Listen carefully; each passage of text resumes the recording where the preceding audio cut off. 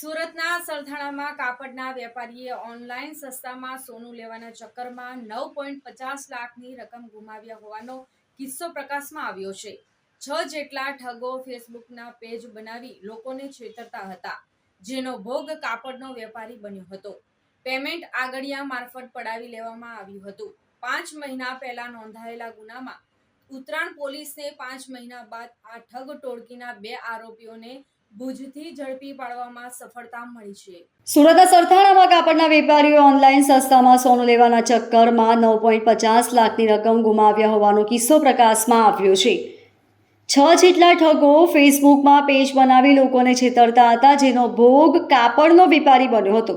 Payment આંગળિયા મારફત પડાવી લેવામાં આવી હતી। 5 મહિના પહેલા નોંધાયેલા ગુનામાં ઉત્તરાણ પોલીસે 5 મહિના બાદ આ ઠગ ટોળકીના 2 આરોપીઓને ભુજથી ઝડપી પાડવામાં સફળતા મેળવી છે।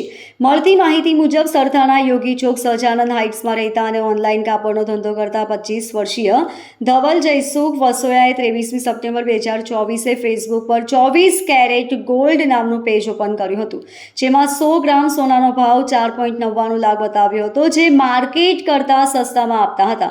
આથી વેપારીએ વોટ્સએપ કોલ કરી સંપર્ક કર્યો હતો, જેમાં સામેવાળાએ રાજુ નામ આપ્યું અને માંડવી ગુજરાતી બોલું છે એમ કહ્યું હતું। પછી તેઓએ વેપારીને ઓછામાં ઓછું 200 ગ્રામ 9.50 લાખનું ખરીદી કરવું પડશે, જેમાં ટોકન તરીકે 20,000 પહેલાં આપવા પડશે એમ જણાવ્યું હતું। સોનાના બિસ્કિટ બતાવવા સાથે QR કોડ પણ મોકલ્યો હતો। સોનું લઈને બાણાસ આપવા માટે આવશે, બાકીનું પેમેન્ટ આપવાનું રહેશે।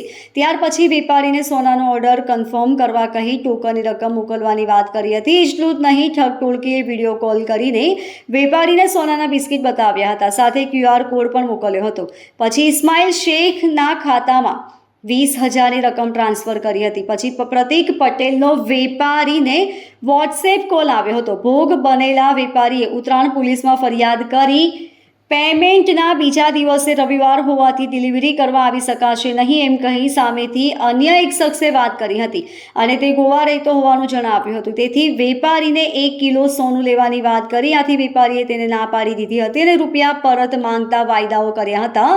છેવટે ભોગ બનેલા વેપારીએ ઉત્તરાણ પોલીસમાં ફરિયાદ દાખલ કરવાની ફરજ પડી હતી।